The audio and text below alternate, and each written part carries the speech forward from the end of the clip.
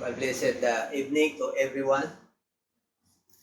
At before we start, let's bow our heads and let us ask guidance from God. Our Father, once again, be with us. Forgive us our sins. We forgive those who sins against us. Please, bless every one of us, O God. Let your Holy Spirit guide us. Thank you so much in Jesus' name. Amen. Our subject this evening is giving our best to Jesus. Ito po ang ating tatalakayin sa gabing ito. Yung pinakamainam na paggalang, pagbibigay, pag-aalay sa ating Panginoon. Giving our best to Jesus.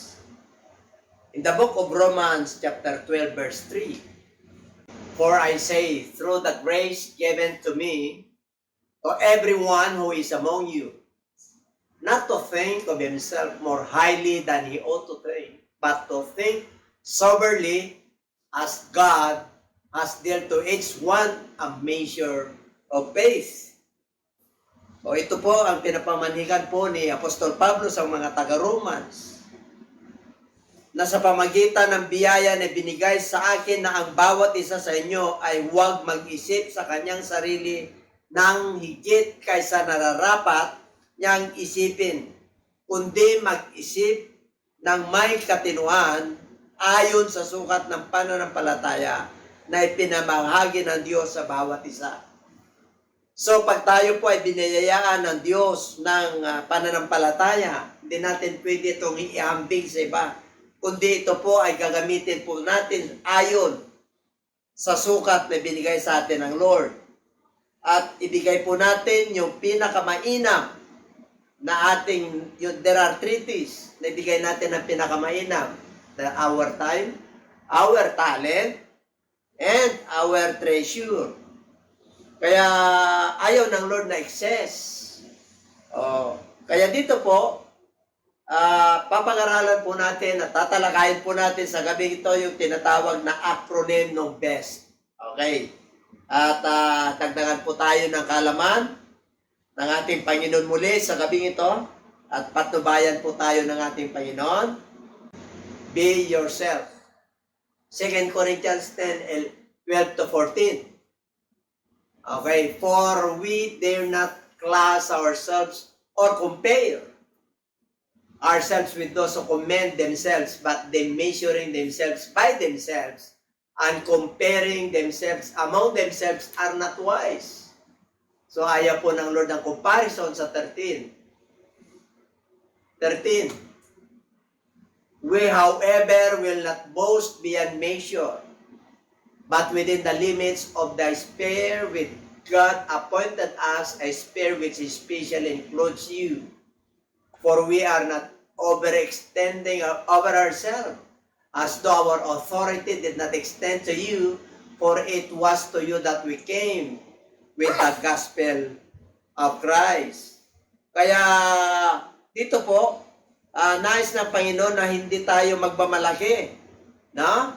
At sa lampas sa sukatan at sa pamamahala sa hangganan ng panukat na itinatanda ng Diyos.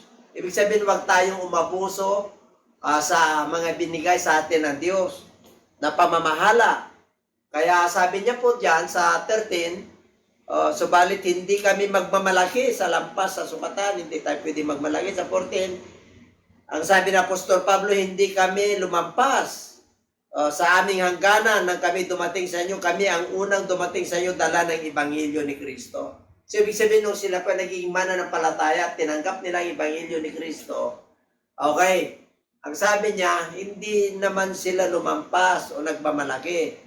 Kaya dito po sa 14, for we are not overextending over ourselves, sapagkat hindi kami lumalampas sa aming hangganan. So, ibig pong sabihin, kung tayo po ay pinagpala sa wisdom, sa anointing ng ating Panginoon, Hindi natin pwedeng pagmamalagyan. Kailangan yung may pagmamalagyan natin yung ating pananampalataya kay Kristo. Kaya dito po, walang paghambing o comparison sapagkat may binigay sa atin ang Diyos ng sukat ng pananampalataya. Kaya sa number 1, be yourself, parang natural. No? Don't be hypocrites. Ang halimbawa po dyan sa Book of Matthew 6 verse 2. Pagdating po sa pagbibigay, kaya sabi niya, therefore when you do a charitable deed, do not sound a trumpet before you as the hypocrites do in the synagogues and in the streets, that they may have glory from men. Assuredly I say to you, they have the reward. O may gantimpala na po sila. Pagka tayo po ay yung ating pagbibigay pinagmamalaki o sinasabi natin, lihim ang gusto ng ating Panginoon. O ganun din po pagdating sa panalangin o kaya sa pagpapas, sunod. And when you pray, you should not be like the hypocrites, for they love to pray standing in the synagogues and on the corners of the streets, that they may be seen by men. Assuredly I say to you, they have the reward. Paging sa panalangin po, ayaw ng Lord. Pumasok ka nga sa kwarto mo para sa magkaganon ang iyong gantimpala. At bago ka humiling, alam na ng Diyos ang iyong pangangailangan. Maging sa pag-ayuno, gusto ng Lord, hindi tayo malungkot. Ayaw ng Lord na nagpapaimbabaw with a sad countenance, for they disfigure their faces that they may appear to men to be fasting. Assuredly, I say to you, they have the reward. So, natanggap na nila yung gantimpala. Ibig sabihin, wala na silang hihintayin. Ayaw ng Lord na mapagimbabaw tayo pagdating sa pagbibigay, pagdating sa pananalangin, at pagdating po sa pag-ayuno. Gusto niya, be yourself. Huwag tayong lalampas. Yan ang nais ng ating Panginoon. Number 2, express yourself. 2 Kings chapter 5 verse 2 and 3. Okay, 2 Kings chapter 5 verse 2 and 3. Ito po yung panahon ni King Solomon. Now Hiram king of Tyre sent his servants to Solomon, because he heard that they had anointed him king in place of his father. For Hiram had always loved David.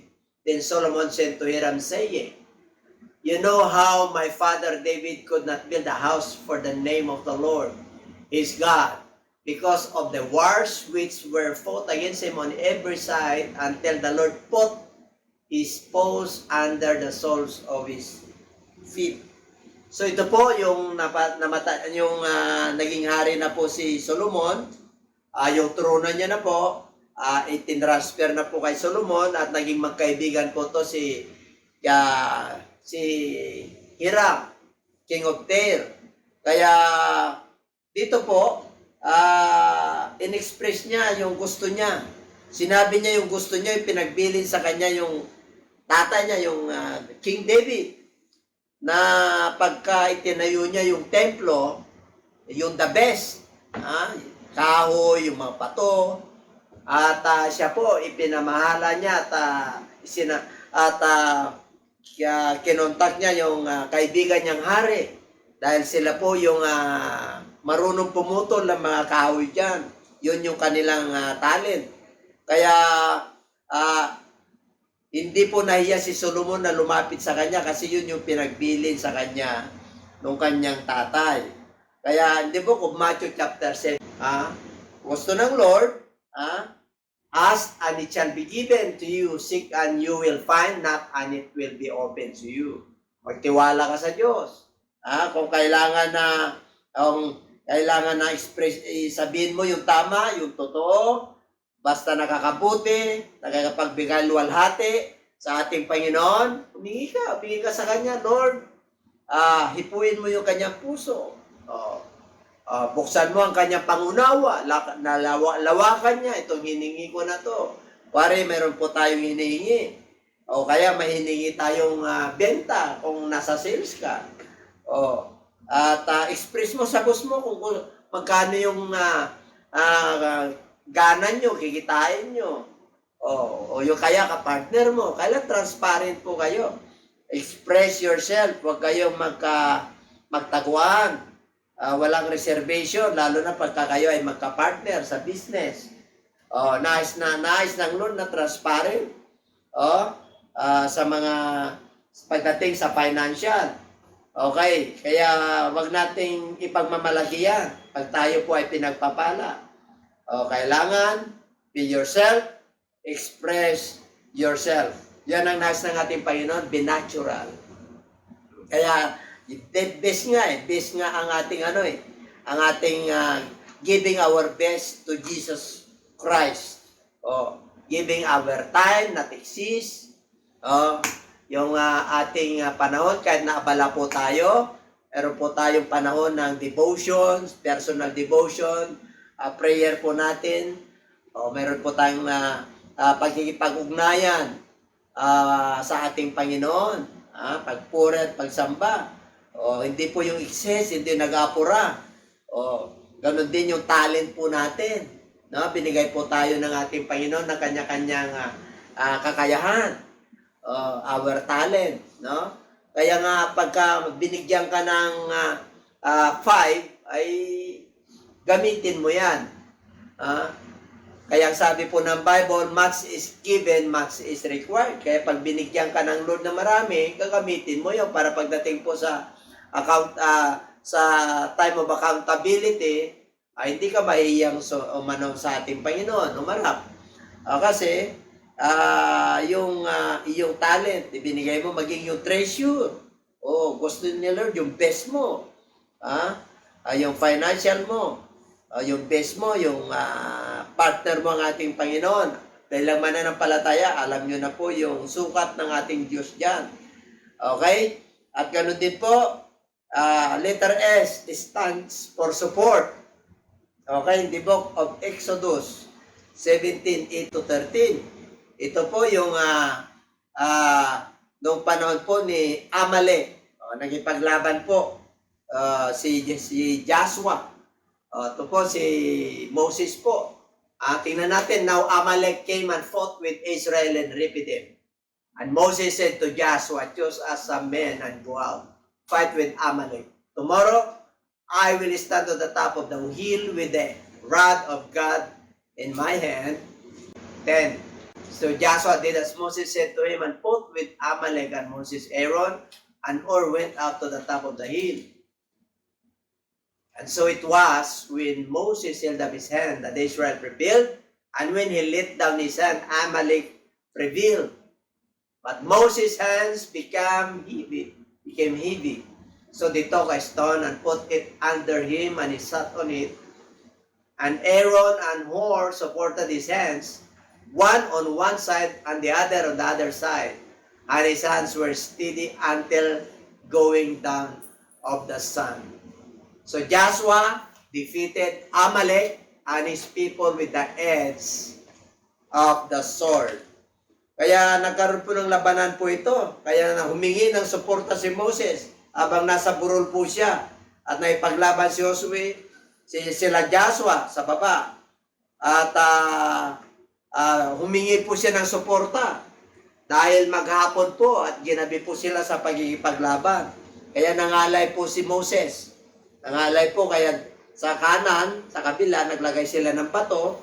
Pagka nakataas yung kanyang kamay, nananalo sila. Pag bumababa naman, natatalo.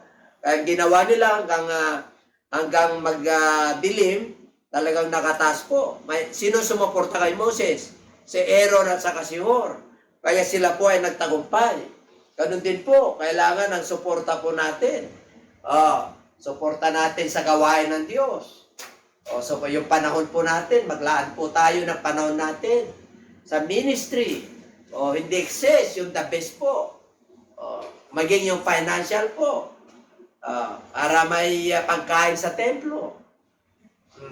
Pati yung talent natin. Kung may talent ka sa music, bigay mo kay Lord. Kasi siya nagbigay niyan. O may talent ka sa pagkanta, sa mga instrument, sa pagsasalita. Ilaan mo, ialay mo sa ating Panginoon yan. Kaya, in the book of Acts chapter 20 verse 35, I have shown you in every way by laboring like this, that you must support the weak and remember the words of the Lord that He said, it is more blessed to give than to receive. So dito po, alalahanin po natin, sabi niya, sabi doon sa Book of Acts, sa mga gawa na alalahanin natin na alalayan yung mga mahihina. Yan ang gusto ng ating Panginoon. Yun yung financial po yan. Mas mapalad daw yung nagbibigay kaysa tumatanggap. Kaya bigay natin yung talent natin, ialay natin kay Lord. Pagkalob natin yung the best. Manulugod ang ating Panginoon. 1 Thessalonians 5:14. Now we exhort you, brethren, warn those who are unruly. Yan. Yan ang Lord namang unruly. Gusto ng ating Panginoon, comfort the faint-hearted. Yan ang nais ng ating Panginoon. 1 Thessalonians 5:14. Mga kapatid, aming sinasamo sa inyo na inyong pangaralan ang mga tamad. Yun. Now we exhort you, brethren, warn those who are unruly. Tamad, comfort the faint-hearted. Palakasin ang mga mahihinang loob. Uphold the weak, be patient with all. Alalayan ang mga mahina at maging matiisin kayo sa lahat. Yan ang nais ng ating Panginoon. Na tayo po ay magaling. Yung mga mahihina, kailangan alalayan po natin. Yan ang support. Yan ang ibig sabihin. Yung S stands for support. Ayan. Number 5, T stands for trust. Mas mainam daw na magtiwala tayo sa ating Panginoon than to put confidence in men. Huwag tayo magtiwala sa tao. Verse 9, it is better to trust in the Lord than to put confidence in princes. Yung mga yaman po. Huwag natin yung mga connection natin, mga kilala sa lipunan, mga malalakas sa pamahalaan.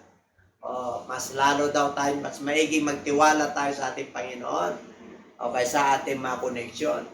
Makakatulong po sila sa atin, pero huwag tayo magtiwala. Pagdating sa tiwala, sa Diyos lang tayo magtitiwala. Ang gusto niyang tiwala, yung talagang yung level na talagang siya lang ang makakatulong sa pagdating sa matitinding at malalalim na problema. Nais ng Lord na makakilos siya sa ating mga buhay. 2 Corinthians 1:9-10. Yes, we have the sentence of death in ourselves that we should not trust in ourselves but in God who resists the dead. Okay, ito po. Kahit na inusig po sila. That we should not trust in ourselves. Kahit na nahirapan po sila. Ito po yung panahon ng mga pag-uusig. Kaya sabi nila, that we should not trust in ourselves but in God who resists the dead. Wag natin ganong pagtiwalaan at yung ating kakayanan, wag nating pagmalaki, be not be boastful, be not be hypocrites. Basta ang nais ng Lord, we must be natural. Be yourself, express yourself, support, and trust. Yan ang ating gusto ng Panginoon. Na ayaw niyang magtiwala, yung talaga masyadong malaki yung tiwala natin sa ating sarili. Maganda po yun, malakas ang loob natin. Pero higit sa lahat, pagtiwalaan natin ang ating Panginoon, lakasan natin ang ating loob, hindi lalampas doon sa tinatawag na measure of our faith. Okay? 10, verse 10. Who delivered us from so great death and thus deliver us. In whom we trust that He will still deliver us. So sila po ay naniniwala na Diyos ang magpapalaya sa kanila, kaya hindi sila natatakot na mangaral ng panahon nila. Sapagkat naniniwala sila na maging sa kamatayan ay iingatan sila ng ating Panginoon dahil sa kanilang pagtitiwala sa ating Diyos. Kahit na inuusig po sila, pinaglalaruan po sila, hanggang kinukulong po sila, sinasaktan po at pinaparusahan, pero hindi po sila natinag. Bakit po? Kasi nagtiwala po sila sa ating Panginoon Diyos. Kaya nga sabi po ng Book of Proverbs chapter 3, 5, and 6, trust the Lord. Trust in the Lord with all your heart and lean not on your own understanding. In all your ways, acknowledge Him, and He shall direct thy path. So, magtiwala po tayo sa Kanya. Huwag tayong umasa sa ating sariling karunungan at lahat ng ating gagawin ay lalahanin natin o kilalanin natin siya. Upang sa magkaganon, yung tamang landas po ang ating matatahan at ating madadaanan. The book of Romans 12 verse 1 and 2, ito po ang nais ng ating Panginoon. I beseech you therefore, brethren, by the mercies of God, that you present your bodies a living sacrifice, holy and acceptable to God, which is your reasonable service. So ito ang nais ng ating Panginoon. No? Ito yung apila ni Apostol Pablo sa mga taga-Roma. No? Na ang sabi ron na alang-alang sa kabagan ng Diyos na inyong ialay ang inyong mga katawan na isang handog na buhay, banal na kasiya-siya sa Diyos, na siya ninyong makatwirang paglilingkod. Ito po, yung the best. No? Kailangan buhay. Buhay yung ating paglilingkod, buhay yung ating pananampalataya, living sacrifice. Ayaw ng Lord na naglilingkod po tayo ng napipilitan lang. Ang gusto ng Lord yung talagang maluwag, talagang natural, yung the best natin, yun ang nais ng ating Panginoon. Kasi ito po yung makatwirang paglilingkod. Ito yung kasiya-siya. Yung ihandog natin yung ating buhay na banal. Kasi ang Diyos natin ay banal. And do not be conformed to this world, but be transformed by the renewing of your mind, that you may prove what is that good and acceptable and perfect will of God. Kaya sabi po ron, huwag ninyong tularan ang sanlibutan ito, kundi magbago kayo sa pamagitan ng pagbabago ng inyong pag-iisip. Yun, yung pagbabago ng isip, kailan may setting of mind po tayo sa spiritual. Pag tayo po ay mananampalataya. Kaya sabi ron, be not be conformed, but be ye transformed by the renewing of your mind. So ayaw ng Lord na tayo po ay magkikikonform o magkikipagsang-ayon sa gawa ng sanlibutan ito, kundi magbago na po ang ating mga pag-iisip upang mapatunayan kung alin ang mabuti, kasiya-siya at lubos na kalooban ng Diyos. Kasi po, pag nakasunod po tayo sa ating Panginoon, talagang papatunayan niya na yung tamang landasin ang ibibigay sa atin ng Lord, yung tinatawag na perfect will of God. Yung kasiya-siya at lubos na kalooban ng Diyos ang matatamo po natin. Pag tayo po ay nag-aalay sa Diyos ang the best. Kaya nga, the foremost and the greatest commandment of the Lord is, Hear, O Israel, the Lord our God is one Lord. Ano po yung number 1 commandment? Love Him with all your heart. So the best po yun. With all your mind, the best po yun. With all your strength, or the best po yun. Only, hindi half, hindi 1/4. Pag sinabing all, you must fully serve the Lord. Talagang buo yung measure of your faith. Hindi naman kahanapan ng Diyos kung hindi mo pa kaya. With all your might, your strength and your mind. Pati pag-iisip. Talagang buo. According to the measure of your faith. Kaya, pag pinakalooban po tayo ng Lord ng mga pagpapalang material, huwag natin ipagmalaki. Ialay natin sa Lord yan. Ang kalwalatian ay balik natin sa ating Panginoon.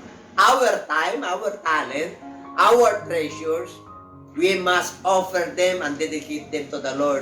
That giving our best to our Lord Jesus Christ.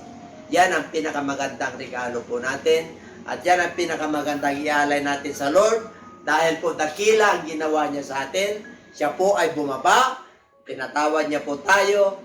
At hanggang sa krus ng Kalbaryo, inalay niya yung buhay niya sa atin. In return, this is our gratitude to God. That we must give our best to our Lord Jesus Christ. The best of our time, the best of our talent, the best portion of our treasures. Thank you so much. At ako po'y naniniwala na tayo po ay kinausap ng Diyos sa pamagitan ng kanyang salita at ganoon din po sa pamagitan ng iyong lingkod. Patuloy niyo po subaybayan ang online General Bible Study tuwing Friday po alas 7 hanggang alas 8 at ganoon din po yung Sunday Worship Service po natin. Pakisubaybay lang po. Maganda po yung topic natin this coming Sunday. Yung treatise o tatlong the good stewardship o mabuting katiwala. Yan po. This coming Sunday po, June 6, kung hindi ako nagkakamali. Abangan po natin yan sa online General Bible Study, 7 to 8 ng gabi. Okay? At tayo po magpasalamat sa Diyos, mapagpalang Ama. Maraming pong salamat o Diyos sa iyong mga salita. Binigyan mo na naman kami ng katuruan na kung saan ito po ay alay po namin yung pinakamainam na bahagi ng aming panahon ng aming talento, ay yung talento po namin, yung pinakamainam din ng bahagi, maging yung aming financial Lord. Maraming salamat po at muli binigyan mo kami ng pagkakataon upang sa magkaganon, kami po ay lalo pang lalago sa pananampalataya. Pagpalain mo lahat ang mga nanonood, ang mga nakikinig ng mga kapatiran po namin, maging yung mga kaibigan po namin at mamahal namin sa buhay. Kung sila man po, Panginoon, ay nanghihina, Ikaw, Diyos, ang magpalaga sa kanila. Kung sila man ay may karamdaman, abutin mo po sila, Panginoon. Ganon din po, Diyos, ay dinadalahin po namin aming bansa. Muli, O Diyos, salamat po at patuloy, O Diyos, na sinusuplayan mo ang pangailangan po namin, pangailangan po ng bansa po namin, sa pamagitan po ng pamamahala ng aming mahal na Presidente Rodrigo Duterte. Pagpalain mo kami lahat, ingatan mo po ang pamamahala, maging ang kanyang makasamahan sa pamahalaan. Purihin ka, dakilang Diyos, na maramdaman po namin ang pag-ibig mo, pag-ibig sa isa't isa, pag-ibig sa kapwa. Purihin ka, dakilang Diyos, ang pasasalamat at pagpuri at kaluwalhatian ay binabalik po namin sa inyo. Sa pangalan mo, Panginoon Hesus. Amen.